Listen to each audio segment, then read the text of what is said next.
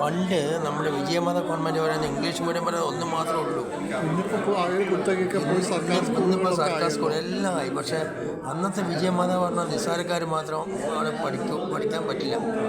വളരെ സ്ട്രിക്റ്റ് യൂണിഫോമിൻ്റെ കാര്യത്തിൽ സ്കൂൾ ബസ്സൊക്കെ അവർക്കൊക്കെ ഉണ്ടായിരുന്നുള്ളൂ. ഇതിപ്പോൾ MLA MP ഫണ്ട് വെച്ച് സകലയിടത്തും ഉണ്ട്, എല്ലാം ഉണ്ട്. അന്ന് പ്രൈവറ്റ് ഗവൺമെൻറ് സ്കൂളിലും എയ്ഡഡ് സ്കൂളിലൊക്കെ തന്നെ യൂണിഫോമേ ഇല്ലായിരുന്നു അല്ലേ, കളർ ഡ്രസ്സായിരുന്നു. അപ്പോൾ ഈ ഒരു യൂണിഫോമിൻ്റെയും ഷൂസും ടൈയും അതൊക്കെ വിജയപാതയുടെ മാത്രം ഇതായിരുന്നല്ലോ. കോൺവെൻറ്റ് എഡ്യൂക്കേഷൻ സിസ്റ്റേഴ്സ് പറഞ്ഞു കൊടുക്കുന്ന മറ്റിടത്ത് എന്നും സമരവും അടിയും കുത്തൊക്കെ ആയിരുന്നു. ഒരുപാട് മാറ്റങ്ങൾ സംഭവിച്ചിട്ടുണ്ട്. വിദ്യാഭ്യാസ മേഖലയിൽ മൊത്തത്തിൽ മാറ്റം വന്നിട്ടുണ്ട്.